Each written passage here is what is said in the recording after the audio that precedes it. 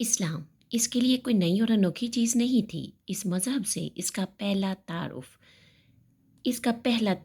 बहुत बचपन में ही हो गया था। वो मराकेश में पैदा हुआ था, एक मुस्लिम मुल्क में।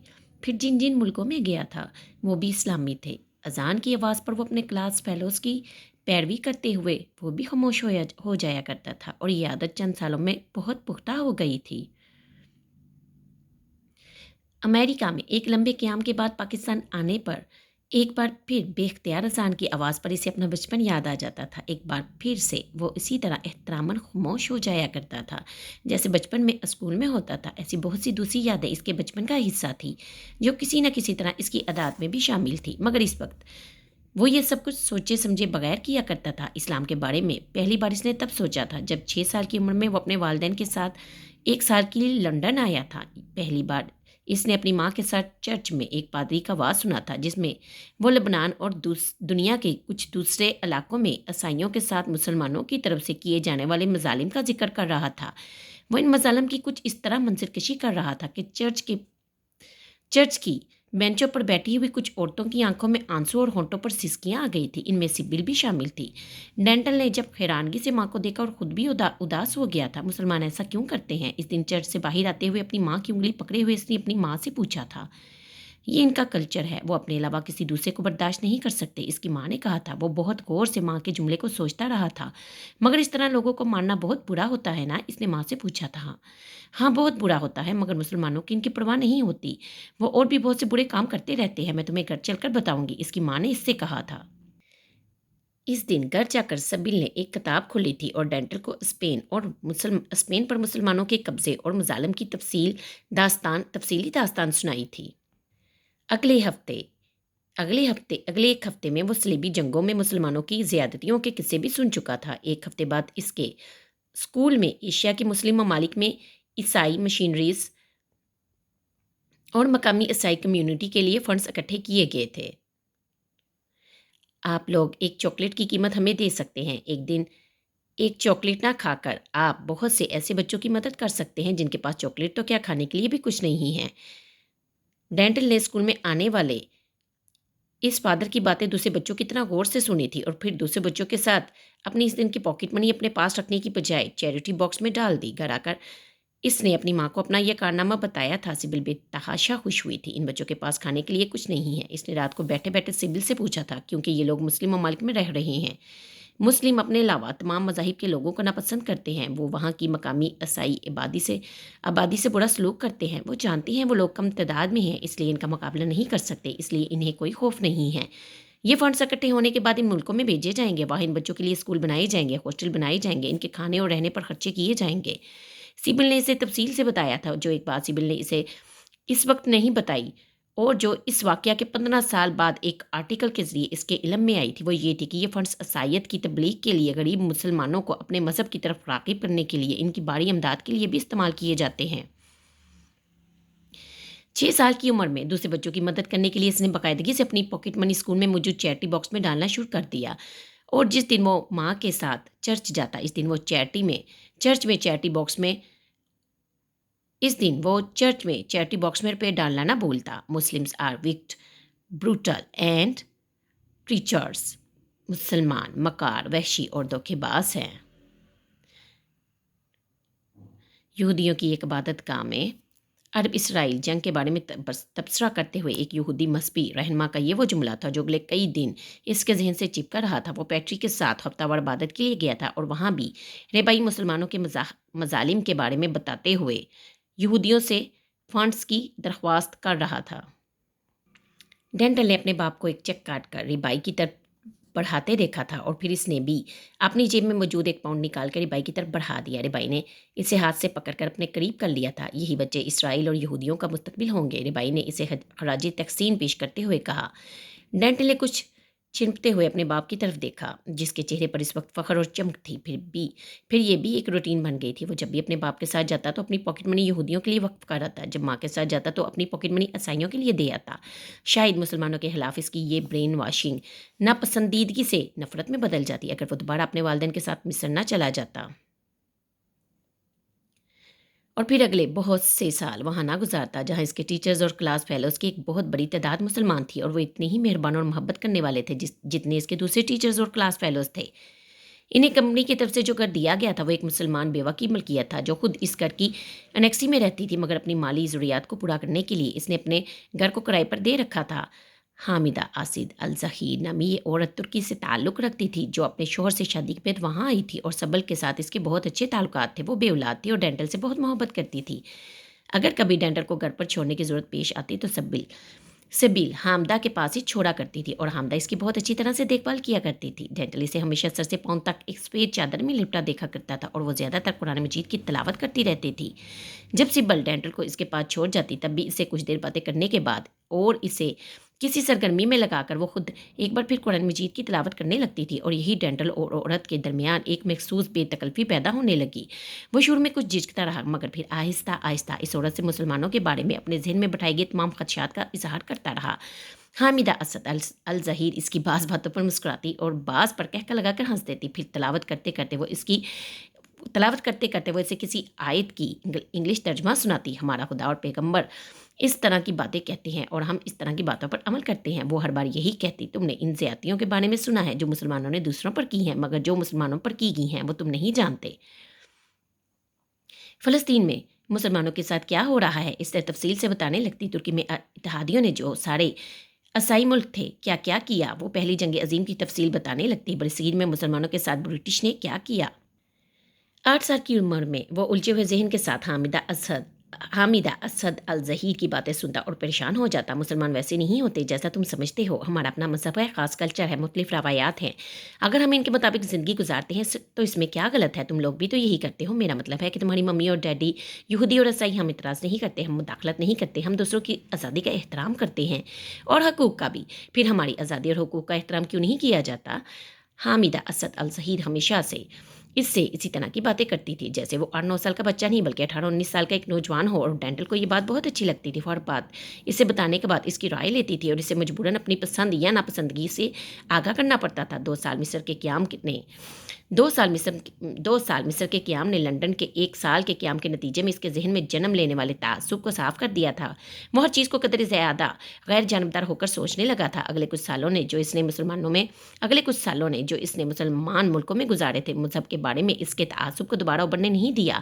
اس کے جو چند دوستیاں تھیں وہ مسلمان لڑکیوں سے ہی تھی۔ ان روایات اور اس کے اپنے گھر کی روایات میں زیادہ فرق نہیں تھا۔ اس کے دوستوں کی بہنیں اگر اس کے سامنے پردہ کرتی یا نہ آتی تب بھی اسے یہ بات پہلے کی طرح بری نہیں لگتی تھی بلکہ اچھی لگتی تھی۔ اسے وہ لڑکی اپنی ہی ماں کی طرح ایکسٹینشن لگتی تھی۔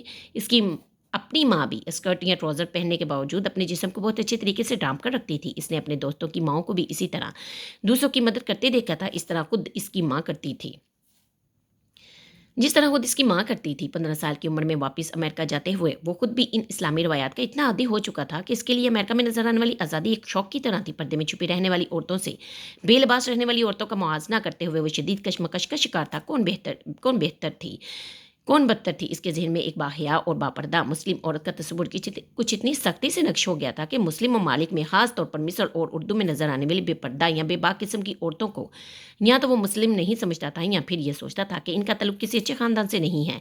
اسلام کے بارے میں ایک نئی بحث کا سامنا اسے تب کرنا پڑا جب 17 سال کی عمر میں اس کے اسکول میں آنے والی ایک مسلم لڑکی کو صرف اسکارف پہننے کی وجہ سے اسکول سے نکال دیا گیا تھا۔ اس کے لیے یہ بات ایک جھٹکے کی طرح تھی۔ صرف اسکارف لینے پر اسکول آنے سے روک دیا گیا۔ اس کی سمجھ میں نہیں آ رہا تھا کہ وہ اس ایشو پر اپنے ردعمل کا اظہار کس طرح سے کرے۔ وہ خود مسلمان ممالک میں لڑکیوں کو اسکارف لیے اسکول میں آتے دیکھ چکا تھا اور اس کے لیے ایک معمولی بات تھی، مگر اب یہ معمولی بات نہیں رہی تھی۔ اس لڑکی کے والدین نے لڑکی کا اسکارف اتروانے کی بجائے عدالت میں مقدمہ کر دیا تھا اور اخبارات درادر اس بارے میں اپنے خیالات اور رائے کا اظہار کر رہے تھے۔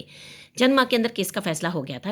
عدالت نے اسکول کی انتظامیہ کا فیصلہ برقرار رکھا تھا۔ وہ لڑکی اس وقت اسکول آ سکتی تھی جب وہ اسکارف کے بغیر آتی۔ وہ لڑکی اسکول نہیں آئی۔ اس نے کسی دوسرے اسکول میں ایڈمیشن لے لیا جہاں وہ اسکارف کے ساتھ جا سکتی تھی۔ اخبارات نے اسکول کی انتظامیہ اور عدالت پر داد تحسین کے ڈونگرے برسا دیے تھے جنہوں نے مسلمانوں کی طرف سے مذہبی تعصب پھیلانے کی کوشش کو ناکام بنا دیا تھا۔ اگر جج یہودی ملک عیسائی ہو اور اپیل کرنے والا مسلمان ہو تو پھر ایسے ہی فیصلے کی توقع رکھی جا سکتی ہے۔ اس نے اگلے دن کیفیٹیریا میں اپنے ایک پاکستانی کلاس فیلو کے منہ سے طنزیہ انداز میں یہ بات سنی تھی۔ اس اسکول میں ایک لڑکی ٹاپلیس پہن کر آ جائے گی، کوئی مذہبی تعصب نہیں پھیلے گا، مگر اگر ایک مسلمان لڑکی سر ڈانپ کر آئے گی تو قیامت آ جائے گی۔ ہمارے دین کی امتیازی صفت حیا ہے، اور ہماری عورتوں کے اس کام میں انہیں یہ صفت نظر آنے لگتی ہے۔ اس کا ختم کر کے یہ سمجھتے ہیں کہ ہمارے دین پر غالب آ جائیں گے۔ یہ ہماری شناخت سے خوف کھاتے ہیں، چاہے وہ ہماری عورتوں کے لباس میں نظر آئے یا مردوں کی داڑھیوں میں۔ ڈینٹل چپ چاپ اس کی باتیں سنتا رہا۔ اس کے اپنے دل میں بھی ایک خلیج تھی، صرف لباس کی بنیاد پر کسی کو اس طرح اسکول سے نکال دینا کہ آزادی، مساوات اور انسانی حقوق کی خلاف ورزی نہیں تھی۔ وہ اگلے کئی دن تک سوچتا رہا، پھر رفتہ رفتہ یہ بات اس کے ذہن سے نکل گئی تھی۔ یونیورسٹی میں MBA کرنے کے دوران ایک بار جب سیبل اور پیٹرک نے اس سے اپنے مذہب کے بارے میں حتمی فیصلہ کرنے کے لیے کہا تو کھانے کی میز پر اس نے کچھ مذاق کے انداز میں ان سے کہا تھا، اب دونوں فکر مت کیجیے گا، مرتے وقت میں اس طرح لامذہب نہیں ہوں گا کہ آپ کو میری آخری رسومات میں دشواری ہو کہ کس عقیدے کے مطابق میری آخری رسومات ادا کی جائیں گی۔ یہودی نہیں تو عیسائی ہو جاؤں گا، عیسائی بھی نہیں تو بدھسٹ، یا پھر چلے مسلمان ہو جاؤں گا۔ وہ ٹرائفل پر نظر جمائے کہہ رہا تھا۔ ڈائننگ ٹیبل پر اچانک خاموشی چھا گئی تھی۔ ڈینٹل نے کچھ حیران ہو کر ٹرائفل کھاتے کھاتے سر اٹھا کر ماں باپ کی طرف دیکھا۔ وہ دونوں بھی حص و حرکت کسی شوق کے عالم میں اسے دیکھ رہے تھے۔ کیا ہوا؟ وہ ٹرائفل کھاتے کھاتے رک گیا۔ تم نے مسلمان ہونے کے بارے میں سوچا بھی کیسے؟ سبل نے سرد آواز میں کہا تھا۔ میں نے نہیں سوچا، صرف مذاق کے طور پر کہہ رہا ہوں، اس نے وضاحت کی تھی۔ اتنی اہمیت کیسے دے دی تم نے اس مذہب کو کہ مذاق کے طور پر بھی اسے قبول کرنے کا ذکر کرو؟ اس بار پیٹرک نے درشت لہجے میں کہا، کوئی مذہب اختیار کر لو، بدھسٹ ہو جاؤ، ہندو ہو جاؤ، پارسی ہو جاؤ، ہم قبول کر لیں گے، مگر مسلمان ہونے کے بارے میں سوچنا بھی مت۔ میں یہودی ہوں اور میں کسی ایسی اولاد کو نہیں اپنا سکتا جو مسلمان ہو۔ پیٹرک کا ایسا کڑک اور درشت لہجہ اس نے پہلے کبھی نہیں سنا تھا۔ نہیں، میں نے ایسا کچھ نہیں کہا، میں نے بس مذاق میں ایک بات کی تھی، اور بس آپ بھول جائیے اس بات کو۔ اس نے بات کا موضوع بدل دیا تھا، مگر اس رات اسے یہ ضرور حیرانگی ہوئی تھی کہ اس کے ماں باپ اسلام کے اتنے خلاف کیوں ہیں۔ دوسرے کسی بھی مذہب کو اختیار کرنے پر انہیں کوئی اعتراض نہیں، مگر اسلام کے اختیار کرنے پر وہ قطع تعلق کرنے پر تیار ہیں۔ حالانکہ اس کا خیال تھا کہ اس کے ماں باپ میں مذہبی تعصب نہیں ہے۔ آخر اسلام سے یہ لوگ خوفزدہ کیوں ہیں؟ وہ سوچتا رہا، مجھے مطالعہ کرنی چاہیے۔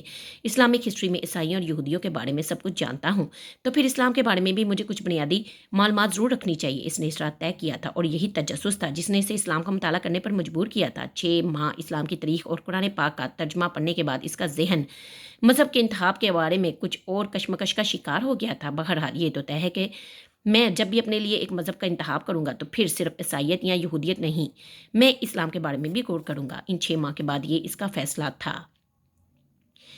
کیتھی کے ساتھ دوستی کے اختتام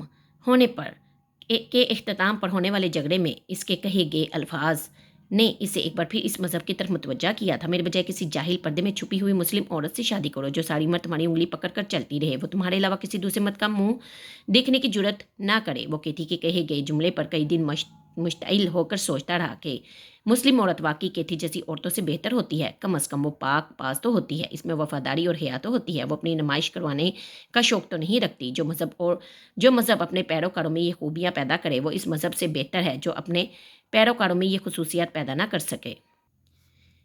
کیتھی نے اسے مسلم عورت سے شادی کا طعنہ اس لیے دیا تھا کیونکہ مغرب میں مسلم عورت ایک پسماندہ، ان پڑھ، مجبور، لاچار مخلوق کے طور پر پیش کی جاتی تھی، اور ایسی مخلوق کسی بھی اچھے مرد کے قابل نہیں سمجھی جاتی۔ مگر ڈینٹل کو یہ بات طنز لگنے کی بجائے ایک نئی راہ دکھانے لگی تھی، وہ راہ جو اسے مشرقی عورتوں کی طرف متوجہ کر گئی تھی۔ پھر وجیدہ کے منہ سے کہے گئے الفاظ اسے ایک بار پھر بے چین کر گئے تھے۔ بعض دفعہ تم مجھے ایک مسلم مرد کی طرح تنگ نظر اور کٹر لگتے ہو۔ اسے اس وقت اس تبصرے پر غصہ آیا تھا۔ اگر میں اپنی بیوی کا کسی دوسرے کے سامنے بڑھنا ہونا پسند نہیں کرتا تو اس میں تنگ نظری اور کٹر ہونا کہاں سے آ جاتا ہے؟ جو چیز قیمتی ہو اور اس کی قدر کی جائے تو اسے کوئی بھی گلی میں نہیں رکھتا۔ اگر مسلمان مرد بھی اپنی عورت کے بارے میں ایسے خیالات رکھتا ہے تو ٹھیک کرتا ہے کہ ایسی باتوں کی وجہ سے مغرب نے مسلمانوں پر تنگ نظری، تعصب اور کٹر پن کے ٹھپے لگائے ہوئے ہیں۔ اس رات بھی وہ بہت دیر تک یہی سب کچھ سوچنے پر مجبور تھا۔ جاب ملنے کے بعد وہ پاکستان آ گیا تھا، مگر یہاں بھی جس سوسائٹی میں وہ موو کرتا تھا زیادہ تر لڑکیاں ایسی ہی تھیں۔ وہ پارٹیز میں ایوننگ گاؤنز میں ملبوس لڑکیوں کے ہاتھ میں شراب کے گلاس لیے مردوں کے ساتھ بے تکلفی کے مظاہرے کرتے دیکھتا اور حیران رہ جاتا کہ واقعی مسلم ممالک میں بھی ویسی عورتیں نہیں ملتی، یہی سٹف ملتا ہے جو کسی بھی ترغیب کے سامنے جو کسی بھی ترغیب کے سامنے نہیں آ سکتا، چاہے وہ ترغیب دولت کی صورت میں ہو، شہرت کی صورت میں ہو، اسٹیٹس کی صورت میں ہو یا پھر کسی مرد کی صورت میں ہو، وہ مایوسی سے سوچتا اور شادی سے کچھ اور متنفر ہو جاتا۔ اگر ایسی ہی کسی عورت کا وہ زندگی کا ساتھی بنانا تھا تو اپنے معاشرے کی عورت کیوں نہیں؟ پھر یہاں شادی کرنے کی کیا ضرورت ہے؟ وہ کچھ بے دلی سے سوچتا۔ آہستہ آہستہ وہ اپنے کام میں اتنا مصروف ہو گیا تھا کہ اس نے پارٹیز میں لڑکیوں کو اس نظر سے دیکھنا ہی ختم کر دیا تھا اور ہر ایک کے ساتھ رسمی الیکس لیک کرتا اور رابطہ ختم کر دیتا۔ اس کی یہ روٹین لاہور آنے کے بعد بھی ایسی ہی رہی تھی، اور اب وہ ایک ایسی لڑکی کی محبت میں گرفتار ہو چکا تھا جس کے بارے میں وہ کچھ نہیں جانتا تھا سوائے نام کے۔ اگر یہ لڑکی بھی انہی لڑکیوں جیسی ہوئی جنہیں میں آج تک مسترد کرتا رہا ہوں تو پھر میں کیا اسے چھوڑ دوں گا؟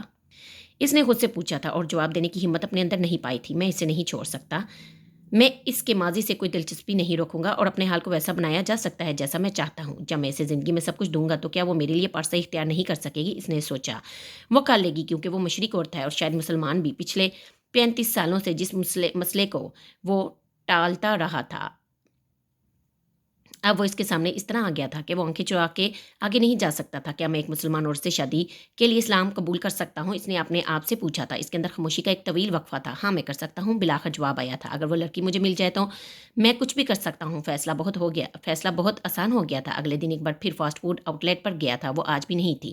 رات کو وہ سعود کے پاس پہنچ گیا تھا۔ ٹھیک ہے، تم نے فیصلہ کر لیا کہ تم اس لڑکی کے لیے مذہب تبدیل کر لو گے۔ اچھا فرض کرو کچھ عرصہ کے بعد تم دونوں کی شادی ناکام ہو جاتی ہے اور تم اسے طلاق دے دیتے ہو، پھر تم کیا کرو گے؟ کیا اسلام چھوڑ دو گے؟ اس کے پاس ڈینٹل کے لیے ایک اور مشکل سوال تھا۔ شادی ناکام ہونے سے مذہب کی تبدیلی کا کیا تعلق ہے؟ بہت گہرا تعلق ہے۔ تم مذہب سے متاثر ہو کر اسلام قبول نہیں کر رہے، صرف ایک عورت سے شادی کی خاطر ایسا کر رہے ہو۔ ظاہر ہے اگر وہ عورت تمہارے پاس نہ رہی تو پھر تمہارے مسلمان رہنے کا بھی سوال ہی پیدا نہیں ہوتا۔ بہت معذرت کے ساتھ کہوں گا لیکن سچ یہی ہے کہ تم جیسا شخص جس کی زندگی میں کبھی مذہب رہا ہی نہیں، اس کے لیے کسی مذہب میں داخل ہونے سے زیادہ آسان کام نکلنا ہے۔ وہ سعود کا چہرہ دیکھتا رہا۔ میرے ذہن میں اس بارے میں کوئی الجھن نہیں ہے۔ ٹھیک ہے، میں ایک عورت کے لیے اسلام قبول کر رہا ہوں اور میرا خیال ہے یہ مذہب مجھے ایک بہتر انسان بنائے گا، لیکن ایک عورت کو چھوڑنے پر میں یہ مذہب چھوڑنے کا کوئی خیال نہیں رکھتا۔ شادی ایک مشرقی معاملہ ہے مگر مذہب کا تعلق عقائد سے ہوتا ہے۔ پھر تم یہ بات تسلیم کرو کہ بعض معاشرتی معاملات ہمارے عقائد پر اثر انداز ہوتے ہیں۔ کم از کم میں اپنے معاشرتی معاملات کو عقائد پر اثر انداز ہونے نہیں دوں گا۔ میں اس معاملے میں تم سے بحث نہیں کروں گا، ٹھیک ہے؟ ایک فیصلہ اگر تم نے کیا ہے تو میں یہی چاہوں گا کہ خدا تمہیں استقامت اور ثابت قدمی عطا فرمائے، آمین۔ سعود نے بحث ختم کرتے ہوئے کہا۔ اگلی شام وہ سعود کے ساتھ وہاں گیا تھا اور حال میں داخل ہوتے ہی اس کے چہرے پر ایک چمک نمودار ہوئی تھی۔ اس نے بے اختیار سعود کا بازو پکڑ لیا۔ وہ واپس آ گئی ہے۔ سعود نے کچھ حیرت کے ساتھ اس کے چہرے کے تاثرات دیکھے۔ چند لمحوں میں ہی اس کے چہرے کی اداسی اور بے چینی ختم ہو گئی تھی۔ سعود نے کاؤنٹر کی طرف دیکھا، وہاں بہت سی لڑکیاں نظر آ رہی تھی۔ ڈینٹل سے اپنے ساتھ لیے ایک لڑکی کی طرف بڑھ گیا۔ اس نے سر اٹھا کر ڈینٹل کو اپنی طرف آتے دیکھا اور مسکرائی۔ ڈینٹل نے آرڈر نوٹ کروانے کی بجائے بےتابی سے اس سے پوچھا، آپ ایک ہفتہ سے کہاں تھی؟ اس لڑکی کے چہرے پر مسکراہٹ غائب ہو گئی تھی۔ کچھ نہ سمجھنے والے انداز میں وہ ڈینٹل اور سعود کا چہرہ دیکھتی رہی۔ سعود نے بر وقت مداخلت کی اور آرڈر نوٹ کروانا شروع کر دیا۔ وہ وہاں سے چلی گئی تھی۔ ڈینٹل خود پر قابو رکھو، تمہاری اس کے ساتھ اتنی جان پہچان نہیں ہے کہ تم اس کے یہاں نہ ہونے کے بارے میں اس طرح پوچھنے لگو۔ سعود نے سے کچھ سرزش کی تھی۔ 10 منٹ کے بعد وہ دوبارہ ٹرے کے ساتھ نمودار ہوئی۔ اس بار اس لڑکی نے ڈینٹل کی طرف دیکھنے کی کوشش کی تھی، نہ ہی وہ مسکرائی تھی۔ خاموشی کے ساتھ اس نے آرڈر سرو کیا تھا اور وہ پیچھے ہٹ گئی تھی۔ وہ دونوں اپنی ٹرے اٹھا کر ایک قریبی ٹیبل پر پہنچ گئے۔ تو یہ امید عالم ہے؟ ہاں، ڈینٹل نے دور کاؤنٹر پر اس پر نظریں جماتے ہوئے کہا۔ ٹھیک ہے، میں اس کے بارے میں پتہ کرنے کی کوشش کروں گا، مگر کیا یہ بہتر نہیں ہے کہ تم اسے شادی کا پرپوزل دو؟ کم از کم اس کا رد عمل تو معلوم ہو سکے گا۔ سعود نے اسے مشورہ دیا تھا، شادی کا پرپوزل؟ ٹھیک ہے، میں اسے آج پرپوز کر دوں گا۔ وہ اب بھی اسے ہی دیکھ رہا تھا۔ سعود کو ڈینٹل کی بے اختیاری پر حیرت ہو رہی تھی۔ وہ بہت سنجیدہ اور ریزرو قسم کا آدمی تھا۔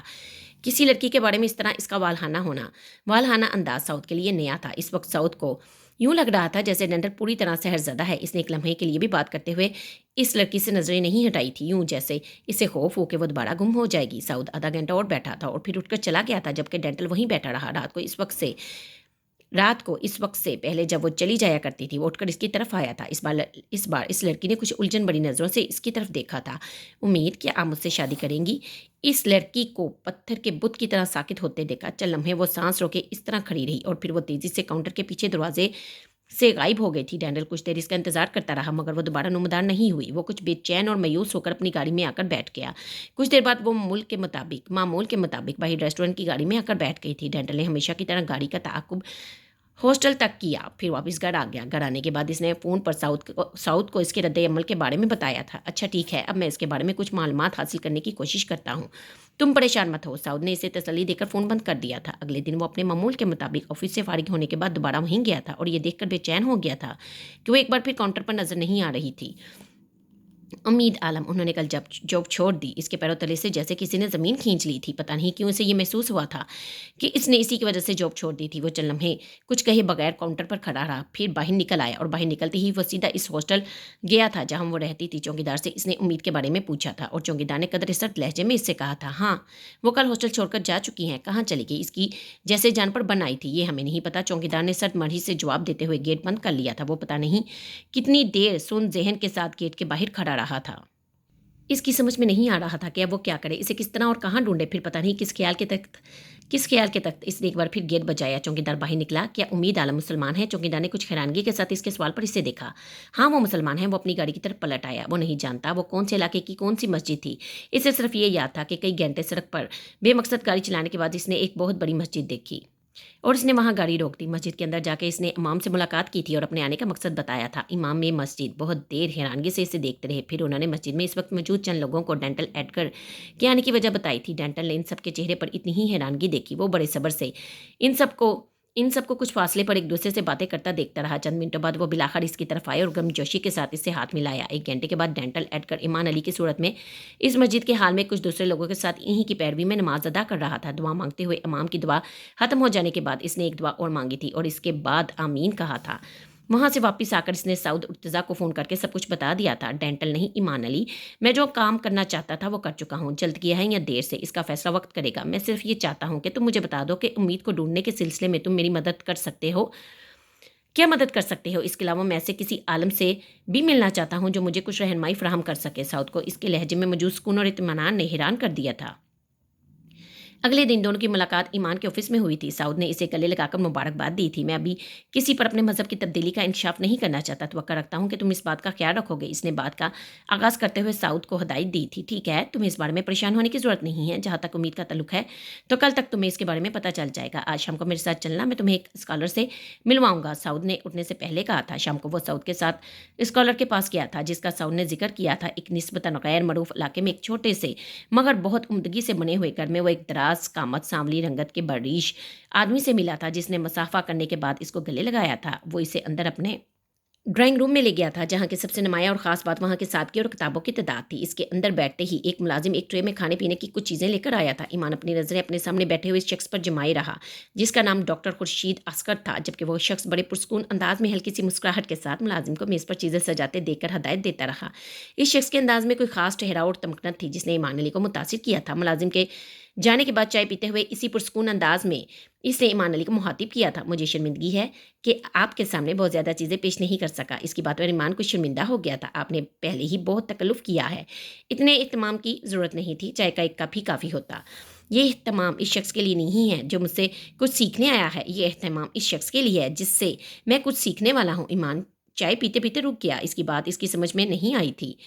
कुछ उलझी हुई नज़रों से इसने साथ बैठे साउद को देखा जो बड़ी बेनियाजी से चाय पीने में मसरूफ़ था। साउद साहब से पता चला कि आप एक औरत के लिए डेंटल एडकर से ईमान अली बन गए हैं। हमें इस औरत को देखने का इश्तियाक है जिसके लिए आप ईमान अली बन गए। सच पूछिए तो बहुत कम औरतें ऐसी होती हैं जिनके लिए कोई ईमान अली बनने की ख्वाहिश करे। ईमान अली इसका चेहरा देखने लगा। क्या आप जानते हैं कि आपने किस रास्ते का इंतखाब कर लिया है? इसने यकदम ईमान अली से पूछा था। नहीं। इस शख्स के होंठों पर एक मुस्कुराहट आ गई थी। मैं इतना जानता हूँ कि अपने सामने मौजूद 3 रास्तों में से मैंने सबसे बेहतर रास्ते का इंतखाब किया है। अब वो रास्ता कहाँ ले जाएगा यही जानने के लिए मैं आपके पास आया हूँ। ये आजमाइश का रास्ता है। आजमाइश जानते हैं आप? ईमान अली ने नफ़ी में सर हिला दिया। हाँ, आपको इसलिए इल्म नहीं होगा क्योंकि आप सारी ज़िंदगी मज़हब के दायरा से बाहर रहे हैं, मगर अभी कुछ अरसे के बाद आपका सामना आजमाइश से भी होगा। इस वक्त ये फैसला हो सकेगा कि दीन के लिए आप में कितनी इस्तकामत है। आप हर रोज़ इस वक्त मेरे पास आ जाया कीजिए। मैं कोशिश करूँगा कि दीन के बारे में आपकी वाकफियत बढ़ा सकूँ। दीन से इश्क तो अल्लाह ही बढ़ाएगा। उन्होंने बड़े अजीब से अंदाज में मुस्कुराते हुए कहा था। वो तकरीबन 2 घंटे इनके पास बैठा रहा। उन्होंने इसे बहुत सी बुनियादी और ज़रूरी बातों से आगाह किया था। जाने से पहले उन्होंने इसे कुछ किताबें मताला के लिए दी। वो इनके पास से वापस आते हुए बहुत मुतमिन था। रात को सोने से पहले इसे अपनी पिछली रात को नमाज के दौरान की जाने वाली दुआ याद आई थी। हर शख्स को किसी न किसी चीज़ की तलब ही मज़हब की तरफ लेकर आती है। मुझे एक औरत की तलब में اس طرف لے آئی ہے، اور اب جب میرے پاس ایمان ہے تو میں اسی ایمان کا سہارا لے کر تم سے دعا کرتا ہوں کہ مسلمان کی حیثیت سے میری پہلی دعا قبول فرماؤ۔ اگر میری محبت میں اخلاص ہے تو وہ لڑکی مجھے مل جائے۔ میں زندگی میں پہلی بار تم سے کچھ مانگ رہا ہوں، اور اس سے پہلے مجھے کبھی ضرورت ہی نہیں پڑی تھی، مگر اب اس طرح ایک مسلمان کے طور پر تمہارے سامنے گھٹنے ٹیکتے ہوئے مجھے یہ یقین ہے کہ میں ٹھکرایا نہیں جاؤں گا، میری دعا قبول کی جائے گی، مجھے اس چیز سے نواز دیا جائے گا جس کی مجھے خواہش ہے۔ ایمان علی نے آنکھیں بند کرتے ہوئے اپنے الفاظ یاد کیے تھے اور پھر آنکھیں کھول دی تھی۔ ہاں، مجھے یقین ہے کہ وہ مجھے مل جائے گی، کم از کم اب ضرور مل جائے گی۔ اس نے دوسری بار سونے کے لیے آنکھیں بند کرتے ہوئے سوچا تھا۔ وہ اسی ہاسٹل میں ہے، اس کا باپ آرمی میں میجر تھا، وہ 2 بہنیں اور 2 بھائی ہیں، اس کا گھر راولپنڈی میں ہے، ابھی وہ شادی شدہ نہیں ہے۔ سعود ارتضیٰ نے اگلے روز شام کو اسے امید عالم کے بارے میں ساری تفصیلات فراہم کر دی تھی۔ اس کے پاس امید کا راولپنڈی والے گھر کا ایڈریس اور فون نمبر بھی تھا، مگر چوکیدار نے تو کہا تھا کہ وہ وہاں نہیں ہے۔ سعود کی اطلاع پر کچھ حیران ہوتے ہوئے اس نے کہا، ہاں چوکیدار نے جھوٹ بولا ہوگا، ہو سکتا ہے جھوٹ بولنے کے لیے اسے امید نہیں کہا ہو۔ پھر اب کیا کرنا چاہیے؟ میں کسی ذریعے سے اس کی فیملی سے رابطہ قائم کر کے تمہارا پرپوزل بھیجوانے کی کوشش کرتا ہوں، تم یہ کام کس طرح کرو گے یہ تم مجھ پر چھوڑ دو، سعود نے اس سے کہا تھا۔ وہ نہیں جانتا تھا کہ سعود امید کے گھر والوں سے رابطے کے لیے کس طرح کوششیں کر رہا ہے، اس نے یہ معاملہ مکمل طور پر اسی پر چھوڑ دیا تھا۔ اب وہ ہر روز رات کو ڈاکٹر خورشید کے پاس چلا جایا کرتا تھا، وہ اپنی زندگی میں بہت بڑے بڑے اسکالر سے ملتا رہا تھا، ہارورڈ میں تعلیم کے دوران بھی اپنے کچھ پروفیسر سے وہ بہت زیادہ متاثر تھا، مگر تیسری دنیا کے ایک چھوٹے سے ملک میں رہنے والا یہ اسکالرس کے لیے حیران کن تھا۔ وہ جامعہ الازہر سے تعلیم یافتہ تھے اور اردو اور انگلش کے ساتھ ساتھ عربی بھی بہت روانگی سے بولتے تھے، مگر سب سے بڑا شوق اسے اس وقت لگا تھا جب ایک دن ان سے باتیں کرتے کرتے اس نے روانی میں ایک جملہ جرمن زبان میں کہا، اور اس جملے کا جواب انہوں نے اتنی ہی شستہ جرمن میں دیا تھا۔ جرمن وہ حیرانگی سے ان کا منہ دیکھنے لگا۔ آپ کی طرح میں بھی کچھ زبانیں بول لیتا ہوں، ان کا اطمینان برقرار تھا۔ اس دن کے بعد وہ اکثر ان سے جرمن میں ہی گفتگو کرتا تھا۔ کسی انسان کے علم کی حد کیا ہوتی ہے یا ہو سکتی ہے، وہ یہ اندازہ لگانے سے قاصر تھا۔ ڈاکٹر خورشید کے پاس ہر چیز کے بارے میں معلومات تھی، اور صرف معلومات ہی نہیں تھی، یقین دلانے کے لیے ریفرنس اور قائل کرنے کے لیے دلائل بھی تھے۔ انہیں صرف اسلام کے بارے میں سیر حاصل معلومات نہیں تھی، بلکہ دنیا کے ہر چھوٹے بڑے مذہب کے بارے میں معلومات تھی۔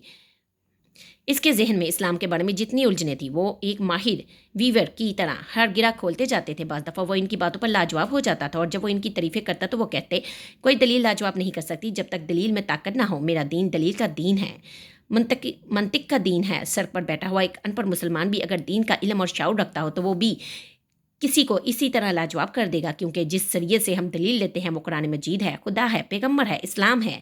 پھر دلیل لاجواب کیوں نہیں کرے گی؟ جب سارے ذریعہ آسمانی ہوں تو ہم انسان جو زمین کے مخلوق ہے وہ ماننے پر مجبور ہو جاتے ہیں۔ وہ ان کی باتوں پر جتنا غور کرتا اتنا ہی اس کا ذہن صاف ہوتا جاتا۔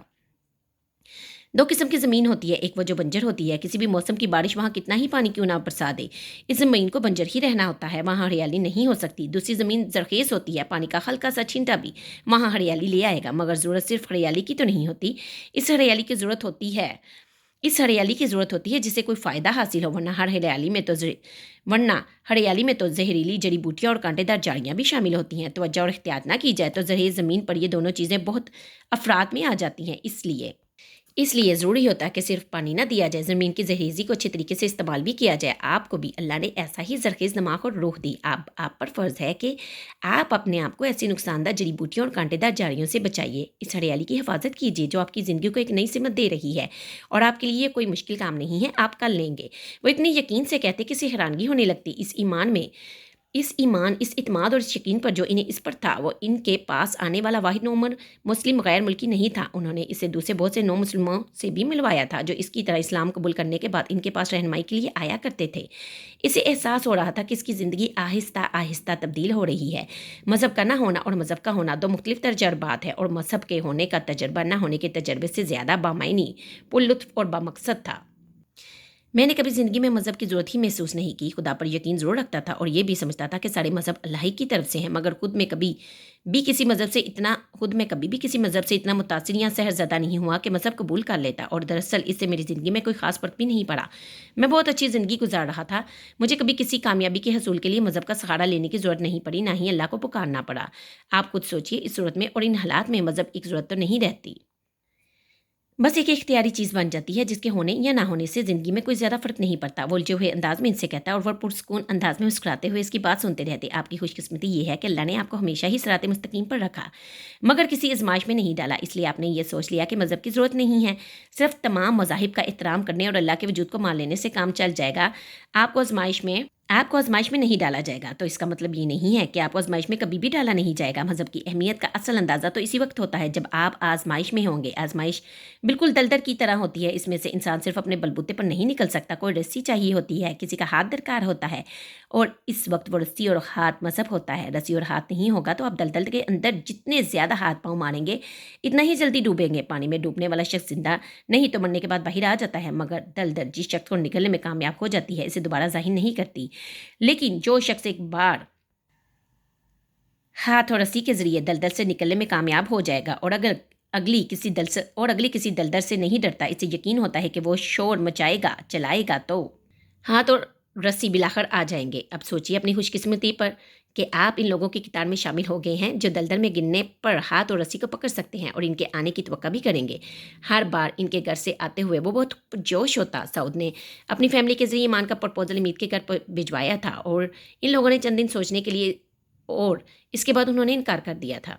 सऊद ने चंद बार और कोशिश की मगर इसका नतीजा भी यही रहा था। इसने ईमान को इसके बारे में बता दिया था। वो मुस्तरिब हो गया था। क्या तुम कुछ और नहीं कर सकते? इसने एक बार फिर सऊद से पूछा था। मैं कुछ और लोगों के जरिए इन पर दबाव डालने की कोशिश करूंगा, अब देखो क्या होता है। सऊद कुछ ज़्यादा पुरुम्मीद नजर नहीं आ रहा था। ईमान अली की बेचैनी और परेशानी में इजाफा हो गया था। वो रोज़ डॉक्टर खुर्शीद के पास जा रहा था और इसकी सर्दगी ज़्यादा देर इनसे छुपी नहीं रही थी। उन्होंने इससे इसकी वजह पूछी थी और इनके सरार पर इसने इन्हें सब कुछ बता दिया था। इसकी सारी बात सुनकर वो मुस्कुराए थे। उम्मीद आलम से कितनी मोहब्बत है आपको? वो इनके सवाल पर कुछ चिंत किया। ये मैं नहीं जानता, मगर डॉक्टर खुर्शीद ने इसकी बात काट दी थी। मगर मोहब्बत ज़रूर करते हैं। उन्होंने इसका अधूरा फिक्रा मुकम्मल कर दिया था। वो खामोश रहा।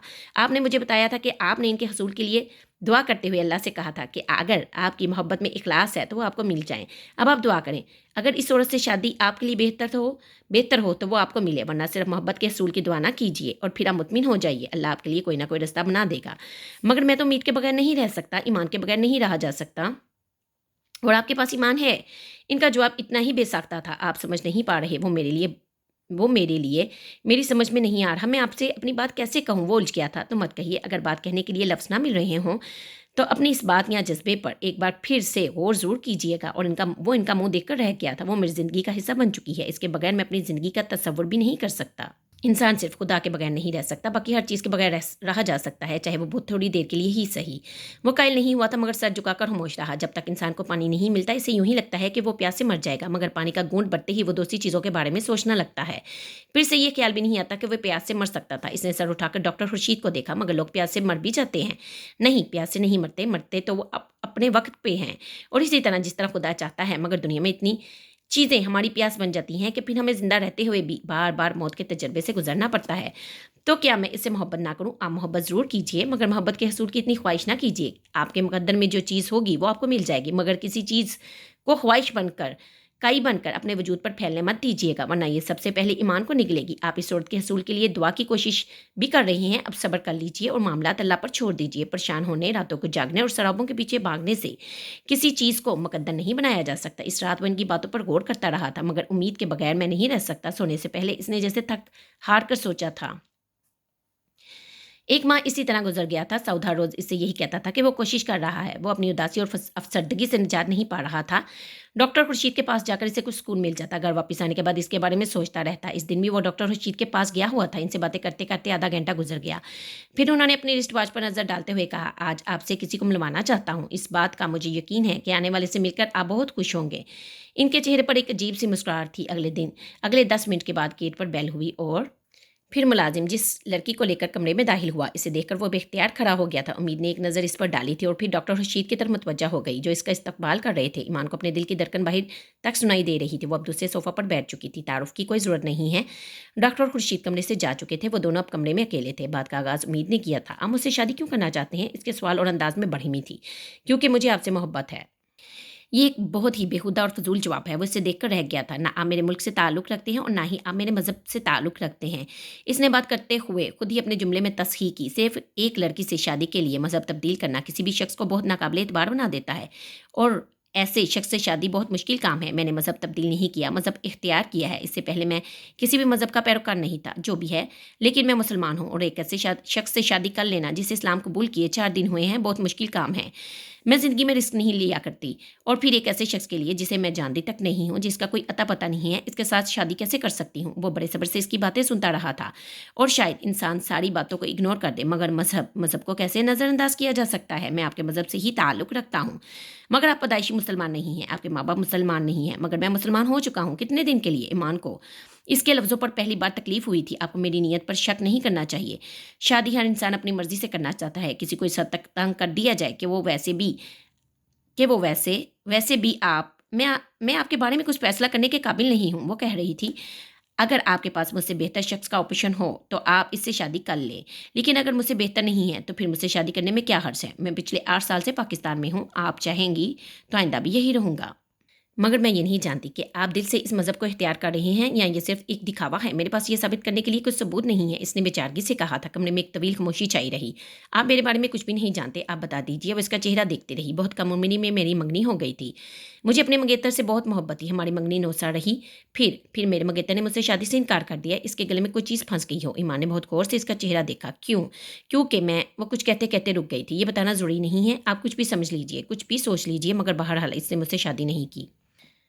ठीक है, मैं ये समझ लेता हूँ कि आपकी शादी मुझसे होनी थी, इसलिए आपके मंगेतर से नहीं हो सकी। इसने हमीद के चेहरे पर झुंझलाहट देखी थी। कमरे में एक बार फिर तवील खामोशी छा गई थी, और इस खामोशी को इस बार डॉक्टर खुर्शीद ने तोड़ा था। वो कमरे में आ गए थे। तो फिर क्या तय किया तुम लोगों ने? उन्होंने बहुत नॉर्मल अंदाज में इस तरह कहा जैसे वो दोनों इस मकसद के लिए यहाँ इकट्ठे किए गए हों। उम्मीद ने कुछ नहीं कहा था। ईमान भी खामोश रहा। उम्मीद, आपने ईमान अली से बात कर ली? उन्होंने नरम आवाज़ में इससे पूछा था। हाँ, मेरी कुछ शराइत है। ईमान ने सर उठाकर इसे देखा। वो बहुत उलझी हुई नजर आ रही थी। क्या ईमान अली को शराइत कबूल है? इस बार डॉक्टर खुर्शीद ने ईमान को देखा था। मैंने अभी इन्हें अपनी शराइत से आगाह नहीं किया, मगर मैं जाने बगैर ही इनकी सारी शराइत मानने पर तैयार हूँ। ईमान ने कहा था, आप पहले शराइत सुन लीजिए, इसके बाद कोई फैसला कीजिएगा। उम्मीद का लहजा तुष्ट था। ये इस्लाम कबूल कर चुके हैं तो 1 साल तक ये इस्लाम के बारे में सब कुछ जानें और इस्लामी तालीमात पर अमल करें। 1 साल तक अगर ये मुसलमान रहे और एक अच्छे मुसलमान की तरह सारे फ़राइज़ पूरे करते रहे तो फिर मुझे शादी पर कोई इतराज़ नहीं होगा। दूसरी शर्त ये है कि 1 साल के दौरान ये मुझसे कोई राब्ता न रखें। वो सर उठाकर ईमान को देख रही थी। तो ईमान, आप इन शराइत के बारे में क्या कहते हैं? डॉक्टर खुर्शीद ने इससे पूछा था। मैं पहले भी कह चुका हूँ, मुझे कोई इतराज़ नहीं है, सारी शराइत कबूल है। वो बेहद पुरस्कुर नज़र आ रहा था। मगर क्या मैं ये समझ लूँ कि इन शराइत को पूरा करने के बाद आप मुझसे शादी कर लेंगी? इस बार इसने उम्मीद से पूछा था। हाँ। वो इसकी तरफ देखे बगैर उठ खड़ी हुई थी। डॉक्टर खुर्शीद इसे बाहर तक छोड़ने गए थे। ईमान को यकीन नहीं आ रहा था कि वही इसके पास आई थी। इसे अंदाज़ा नहीं हो सका कि वो किस हद तक खुश था, मगर वो ये ज़रूर जानता था कि इसका मलाल और अफसरदगी ख़त्म हो चुकी थी। ये तो सिर्फ 1 साल की बात है, मैं तुम्हारे लिए सारी ज़िंदगी इंतज़ार कर सकता हूँ। इसके जाने के बाद इसने मुस्कुराते हुए ज़ेर लब कहा था। डॉक्टर खुर्शीद वापस कमरे में आ गए थे। इनके चेहरे पर बहुत ही मैनीखेज मुस्कुराहट थी। तो ईमान अली, क्या 1 साल इंतज़ार कर पाएंगे? हाँ, कर लूँगा। इसकी आवाज़ बेहद मुस्तहकिम थी। वो चाहती है कि आप में दीन के लिए इस्तकामत और साबित कदमी पैदा हो जाए। उन्होंने बैठते हुए जैसे वजाहत की। नहीं, ईमान ने मुस्कुराते हुए कहा। वो चाहती है मैं इसे भूल जाऊँ। इसका ख्याल है 1 साल में मैं इससे राब्ता रखूँगा, ना ही इसे देखूँगा, तो फिर इसके बारे में सोचना भी ख़त्म कर दूँगा। मगर इसे मेरी मोहब्बत का अंदाज़ा नहीं है। वो कहते हुए उठ खड़ा हो गया। डॉक्टर खुर्शीद इसे गहरी नज़रों से देखते रहे। 1 साल कैसे गुज़रा था इसे अंदाज़ा नहीं हुआ, मगर 1 साल के दौरान इसने डॉक्टर खुर्शीद की बताई हुई हर बात पर अमल किया। कभी कभार पार्टीज़ में पीने वाली शराब इसने छोड़ दी थी। अपनी सेक्रेटरी के साथ मेल जोल ख़त्म कर दिया था। वो हर रात डॉक्टर खुर्शीद के पास आता और इन्हें अपने पूरे दिन की रवादात सुनाता। ज़िंदगी में छोटे मोटे मसाइल को वो कभी खातिर में नहीं लाया था, मगर अब इन्हीं मसाइल को वो नए सिरे से देखने लगा था। इसके अंदर पहले से ज़्यादा बर्दाश्त आ गई थी। इसकी अखलाकी इक़दार में बहुत ही तब्दीलियाँ आ गई थी। इसे आहिस्ता आहिस्ता एहसास होने लगा था कि वो नादास्ता तौर पर दुनिया की सबसे बड़ी नेमत को पा बैठा था। मुसलमान होना और ईमान हासिल करना हर इंसान के मुकद्दर में नहीं होता। इसे इस औरत पर और प्यार आता जिसके हसूल की ख्वाहिश ने इसे मुसलमान होने पर मजबूर किया था। अपने वालिदैन को इसने मज़हब की तब्दील के बारे में नहीं बताया था, मगर इसने ये ज़रूर बता दिया था कि वो कुछ अर्सा के बाद पाकिस्तान में ही एक मुसलमान लड़की से शादी करने वाला है। मुसलमान लड़की से शादी? क्या तुम मुसलमान हो जाओगे? इसके बाप को जैसे यकदम खौफ ने सताया था। नहीं, मैं ऐसे ही रहूँगा जैसे अब हूँ, और वो अपने मज़हब पर कायम रहेगी। इस मामले में हमने समझौता कर लिया है। इसने माँ बाप को मुतमिन करने के लिए झूठ बोल दिया। इन दोनों के जहन में इस लड़की के हवाले से कुछ खदशात उभरे, मगर ईमान ने इन्हें इस बारे में भी तसलियाँ और दिलासे देकर मुतमिन कर दिया। जिस शाम वो डॉक्टर खुर्शीद के घर इससे मिलने आई थी, इस तारीख से पूरे 1 साल बाद इसने एक कार्ड रावलपिंडी उम्मीद के घर भिजवा दिया था। इस शाम डॉक्टर खुर्शीद ने उम्मीद के भाई से बात की थी। 2 दिन के बाद वो लाहौर आई थी। एक बार फिर डॉक्टर खुर्शीद के घर दोनों की मुलाकात हुई थी। पूरे 1 साल के बाद भी इसे देखने के बाद इसे यूँ लगा था जैसे ईमान ने इसे कल ही देखा हो। वो इसके जहन में इसके तस्वुर से कभी भी नहीं हटी थी। 1 साल गुजर गया। मैं अब भी मुसलमान हूँ। साबित हुआ कि मेरा ईमान कोई फ़रेब नहीं और मेरी नीयत में कोई खोट नहीं। 1 साल के दौरान मैंने वो सब कुछ किया है जो एक मुसलमान करता है। नमाज़ भी पढ़ी है, रोज़े भी रखे हैं। कोई हराम चीज़ नहीं खाई, शराब भी नहीं पी, अपनी गर्लफ्रेंड को भी छोड़ चुका हूँ, कुरान पाक भी पढ़ चुका हूँ। दीन के बारे में आप मुझे किसी बात से बेखबर नहीं पाएँगी।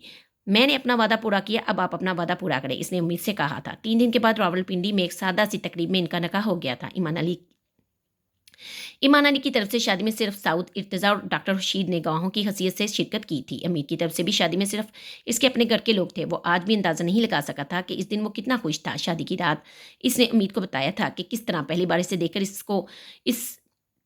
देखकर इसकी मोहब्बत में गिरफ्तार हो गया था, किस तरह वो इसके लिए कई माह तक वहाँ जाता रहा था। इसने इसे वो सारे स्केचेस भी दिखाए जो वो इस पूरे अरसे में बनाता रहा था। वो जवाबन कुछ कहे बगैर खामोशी से इसका चेहरा देखती रही थी और फिर ईमान ने इसकी आंखों में आंसू उभरते देखे। फिर इसने नजरें झुका ली थी। इसके बार बार पूछने के बावजूद इसने आंसुओं की वजह नहीं बताई थी। वो दिल बर्दाश्ता हो गया था। क्या तुम मुझसे शादी करके बहुत नाखुश हो? मुझे नहीं पता, बस मुझे तुम्हारी बातों पर यकीन नहीं आता। मुझे सारे लफ्ज़ झूठे लगते हैं। इसने सर उठाकर बहते हुए आंसुओं के साथ कहा था। वो बहुत देर तक कुछ बोलने के काबिल नहीं रहा। 1 हफ्ता के बाद वो इसे अपने वालिदैन से मिलवाने जर्मनी ले गया था। जाने से 1 दिन पहले इसने उम्मीद को बताया था, मेरे वालिदैन अभी ये नहीं जानते कि मैं इस्लाम कबूल कर चुका हूँ। मैं इन्हें कुछ अर्सा के बाद बता दूंगा, मगर अभी तुम भी इन पर यह जाहिर मत करना। इसे हैरत हुई थी जब उम्मीद ने खिलाफ तवक्का किसी रद्द-ए-अमल का इजहार किए बगैर सर हिला दिया था। हाँ, मैं सर हिला दिया था। वो पुरस्कून हो गया था। शादी के इस पहले हफ्ते में उम्मीद का रवैया इतना बुरा नहीं था जितना वो सोच रहा था। वो इसका ख्याल रखती थी, इसके साथ बातें भी करती थी, इसकी बातों पर हंसती भी थी, मगर बाज़ दफ़ा बात करते करते एकदम वो जैसे किसी ट्रांस में चली जाती थी। और एक बार इस कैफियत में आने के बाद वो बहुत देर तक खामोश रहती थी। इस वक्त कोई चीज़ इसकी खामोशी तोड़ नहीं पाती थी, मगर ईमान ज़्यादा फिक्रमंद नहीं था। वक्त गुजरने के साथ साथ सब कुछ ठीक हो जाएगा। वो मेरी बातों पर भी इत्मीनान करेगी और मुझसे मोहब्बत भी करेगी। वो हमेशा ऐसे मौक़ों पर सोचता था और जर्मनी आकर इसका ये ख्याल पहले से भी ज़्यादा पुख्ता हो गया था। वहाँ 2 हफ्तों के क़याम के दौरान वो न सिर्फ सिब्बल और पैट्रिक को मुतमिन और मसरूर करने में कामयाब रही थी, बल्कि इन दोनों के दरमियान बेतकल्फ़ी में कुछ और भी इजाफ़ा हो गया था। ईमान ने इन 2 हफ्तों के दौरान इसे अपनी सारी ज़िंदगी की दास्तान सुना दी थी। ईमान के वालिदैन ने शादी की एक दावत का एहतमाम किया था, जिसमें ईमान ने इसे अपनी तमाम फैमिली मेम्बर्स से मिलवाया था। वापस आने से सिर्फ 2 दिन पहले एक छोटा-सा वाक़या हुआ था। वो एक बार फिर अपने इसी हॉल में बंद हो गई थी। ईमान इसे अपने साथ कुछ शॉपिंग करवाने के लिए मार्केट लेकर गया। एक शॉपिंग मॉल के अंदर एक शॉप में वो कुछ स्वेटर देखने में मसरूफ़ हो गई थी। जब वो अपने लिए कुछ स्वेटर खरीदने के बाद काउंटर पर क्रेडिट कार्ड के ज़रिए अदायगी कर रहा था, जब इसकी नज़र दुकान के बाहर से गुजरते हुए अपने एक कज़न पर पड़ी थी। वो बेख्तियार दुकान से बाहर निकल गया था। इसका कज़न काफ़ी आगे जा चुका था। बीन में इस तक पहुँचने में इसे कुछ देर लगी। चंद मिनट वो इसके साथ बातों में मसरूफ़ रहा और फिर इसे अपनी पाकिस्तान वापसी के बारे में बताकर वो वापस इसी शॉप में आ गया था। सामने नज़र दौड़ाने पर इसे उम्मीद कहीं नज़र नहीं आई थी। वो काउंटर की तरफ आ गया। स्वेटर्स के पैकेट काउंटर पर रखते हुए सेल्स गर्ल ने इसे बताया था कि उम्मीद इसकी तलाश में चंद मिनट पहले वहाँ से चली गई थी। वो एकदम परेशान हो गया था। शॉप से बाहर आने पर वो इसे कहीं भी नज़र नहीं आई थी। वो चंद मिनट वहीं परेशान खड़ा रहा। वो वापस नहीं आई थी और इसकी समझ में भी नहीं आ रहा था कि वो वहीं खड़ा रही या इसे ढूंढने के लिए कहीं चला जाए। फिर वो पलटकर वापस अंदर सेल्स गर्ल के पास गया और इसे ये हदायत करके कि अगर वो वापस आए तो इसे वहीं बैठा लिया जाए, और खुद मॉल में इसे ढूंढने लगा था। वक्त जितनी तेज़ी से गुजर रहा था, इसके इस्तेराम में इतना ही इजाफा होता जा रहा था। अब इसे पछतावा हो रहा था कि वो इसे वहाँ छोड़कर गया ही क्यों।